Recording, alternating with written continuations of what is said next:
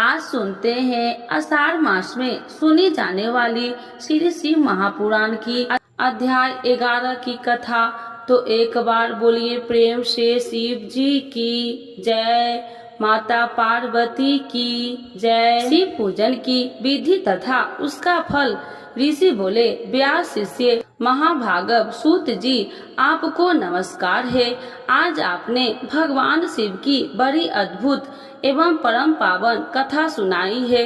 दयानिधे ब्रह्मा और नारद जी के संवाद के अनुसार आप हमें शिव पूजन की वह विधि बतलाइए जिससे यहाँ भगवान शिव संतुष्ट होते हैं। ब्राह्मण, क्षत्रिय, वैश्य और शूद्र सभी शिव की पूजा करते हैं। वह पूजन कैसे करना चाहिए, आपने व्यास जी के मुख से इस विषय को जिस प्रकार सुना है वह बतलाइए। महर्षियों का यह कल्याण पद एवं स्तुति असमस्त वचन सुनकर सूत जी ने उन मुनियों के प्रश्न के अनुसार सब बातें प्रसन्नता पूर्वक बताई। सूत जी बोले, मुनियों, आपने बहुत अच्छा बात पूछी है, परंतु वह रहस्य की बात है। मैंने इस विषय को जैसा सुना है वैसे जैसे मेरी बुद्धि है उसके अनुसार आज कुछ कर रहा हूँ। जैसे आप लोग पूछ रहे हैं उसी तरह पूर्व काल में व्यास जी ने स्तन कुमार जी से पूछा था, फिर उसे उपमयनु जी ने भी सुना था। व्यास जी ने शिव पूजन आदि जो भी विषय सुना था उसे सुनकर उन्होंने लोकहित की कामना से मुझे बता दिया था। इसी विषय को भगवान श्री कृष्ण ने महात्मा उपमयनु से सुना था। पूर्व काल में ब्रह्मा जी नारद जी से इस विषय में जो कुछ कहा था उसे इस समय मैं कहूँगा। ब्रह्मा जी ने कहा, नारद, मैं संक्षेप से लिंग पूजन की विधि बता रहा हूँ, सुनो। जैसे पहले कहा गया है वैसे जो भगवान शंकर का सुखमय, निर्मल एवं सनातन रूप है उसका उत्तम भक्ति भाव से पूजन करे। इसमें समस्त मनोवांछित फल की प्राप्ति होगी। दरिद्र, रोग, दुख तथा शत्रु जनित पीड़ा, यह 4 प्रकार के कष्ट तभी तक रहते हैं जब तक मनुष्य भगवान शिव का पूजन नहीं करता। भगवान शिव की पूजा होते ही सारे दुख विलीन हो जाते हैं और समस्त सुखों की प्राप्ति हो जाती है। तत्पश्चात समय आने पर उपासक की मुक्ति भी होती है। जो मानव शरीर का आश्रय लेकर मुख्यतः संतान सुख की कामना करता है उसे चाहिए कि वह संपूर्ण कार्य और मनोरथ के साधक महादेव जी की पूजा करे। ब्राह्मण, क्षत्रिय, वैश्य और शूद्र की संपूर्ण कामनाओं तथा प्रयोजनों की सिद्धि के लिए क्रम से विधि अनुसार भगवान शंकर की पूजा करे। प्रातः काल ब्रह्म मुहूर्त में उठकर गुरु तथा शिव का स्मरण करके तीर्थों का चिंतन एवं भगवान विष्णु का ध्यान करे। फिर मेरा देवताओं और मुनि आदि का भी। उसके बाद सैया से उठकर निवास स्थान से दक्षिण दिशा में जाकर मल त्याग करे। एकांत में मल विसर्जन करना चाहिए। उसे शुद्र होने के लिए जो विधि मैंने सुना रखी है उसी को आज कहता हूँ, मन को एकाग्र करके सुनो। ब्राह्मण गुर्दा की शुद्धि के लिए उसे 5 बार शुद्ध मिट्टी का लेप करे और क्षत्रिय 4 बार, वैश्य 3 बार और शूद्र 2 बार विधि पूर्वक गुर्दा की शुद्धि के लिए उसमें मिट्टी लगाए। दोनों हाथों में भी मिट्टी लगाकर धोए। स्त्रियों को शूद्र की भांति अच्छी तरह मिट्टी लगानी चाहिए। हाथ पैर धोकर पूर्वा शुद्धि मिट्टी ले और उसे लगाकर दांत साफ करे। फिर अपने वर्ण के अनुसार मनुष्य दत्तवन करे। ब्राह्मण को 12 अंगुल की दत्तवन करनी चाहिए, क्षत्रिय 11 अंगुल, वैश्य 10 अंगुल और शूद्र को 9 अंगुल करे। यह दत्तवन का नाम बताया गया है। स्मृति के अनुसार काल दोष का विचार करने की दत्तवन करे या त्याग दे। तत् सृष्टि प्रतिपदा अमावस्या नवमी व्रत का दिन सूर्यास्त का समय से रविवार का श्राद्ध दिवस या दंत धवन के लिए विवर्जित है। इनमें दत्तवन नहीं करना चाहिए। उसके पश्चात तीर्थों के जल से आदि में जाकर विधि पूर्वक स्नान करना चाहिए। विशेष देशाकाल आने पर मंत्र उच्चारण पूर्वक स्नान करना चाहिए। स्नान के पश्चात पहले आचमन करके वह वस्त्र धारण करे, फिर सुंदर एकांत स्थान में बैठकर संध्या विधि का अनुष्ठान करे तथा योग्य संध्या विधि का पालन करके पूजा का कार्य आरंभ करे। मन को स्थिर करके पूजा गृह में प्रवेश करे। वहां पूजन सामग्री लेकर सुंदर आसन पर बैठे।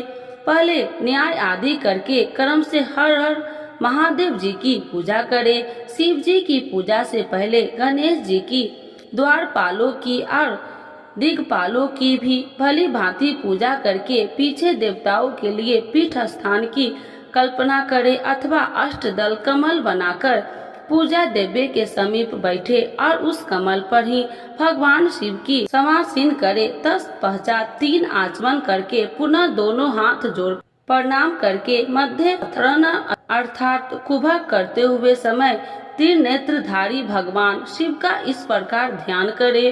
उनके 5 मुख है, 10 भुजाएं है, शुद्ध स्फटिक के समान क्रांति है। इस प्रकार के आभूषणों उनके श्री अंगों में भी भूषित करते हैं तथा वे व्याध चमड़ की चादर ओढ़े हुए हैं। इस तरह ध्यान करके भगवान करे कि मुझे भी इनके समान ही रूप प्राप्त हो जाए। ऐसी भावना करके मनुष्य सदा के लिए अपने पाप को भस्म कर डाले।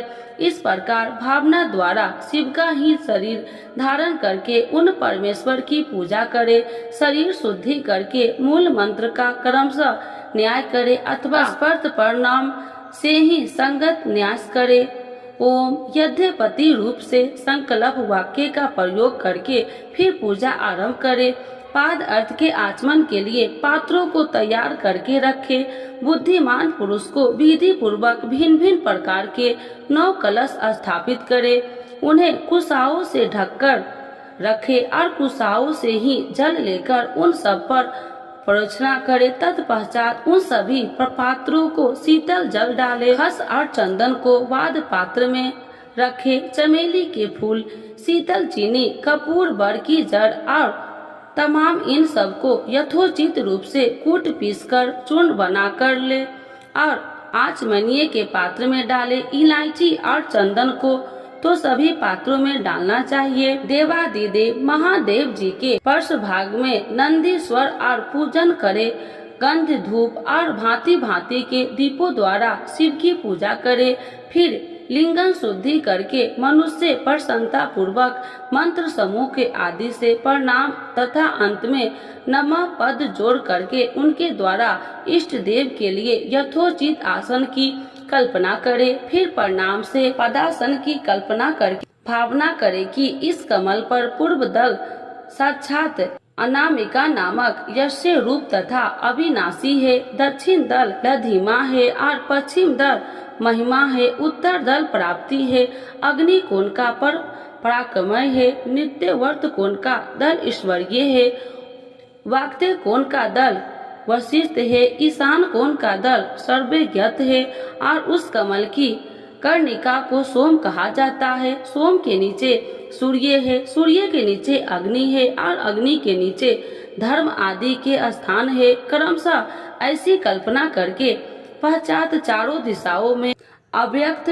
महत्व, अहंकार और उनके विकारों की कल्पना करे। सोम के अंत में सत, रज और तम इन चीजों गुणों की कल्पना करे। इसके बाद जातम, प्रज्ञामी इत्यादि मंत्र से परमेश्वर शिव का आवाहन करे। ओम वामदेवाय नमः इत्यादि वामदेव मंत्र के उनको आसन पर विराजमान करे। फिर ओम तत्पुरुषाय विद्महे इत्यादि रूप गायत्री द्वारा इष्ट देव का सानिध्य प्राप्त करे। उन आरोध्य इत्यादि अधोर मंत्र सा जहाँ निरुद्ध करे। फिर ईशान सर्व विद्या नाम इत्यादि मंत्र से आराध्य देव का पूजन करे।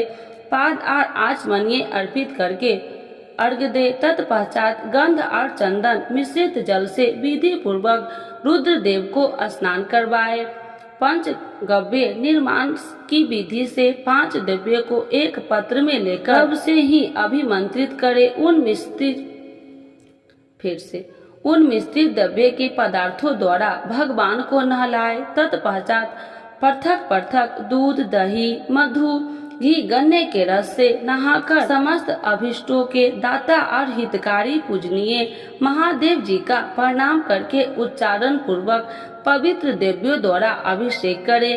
पवित्र जल पात्रों में मंत्र उच्चारण पूर्वक जल डाले। डालने के पहले साधक श्वेत वस्त्र से उस जल को यथोचित रीति से छान ले। उस जल को तब तक दूर न करे जब तक इष्ट देव को चंदन न चढ़ा दे। तब सुंदर द्वारा प्रसन्नता पूर्वक शंकर जी की पूजा करे। उनके ऊपर कुश, अपमान मार्ग, कपूर, चमेली, चंपा, कनेर, कमल आदि चढ़ाए।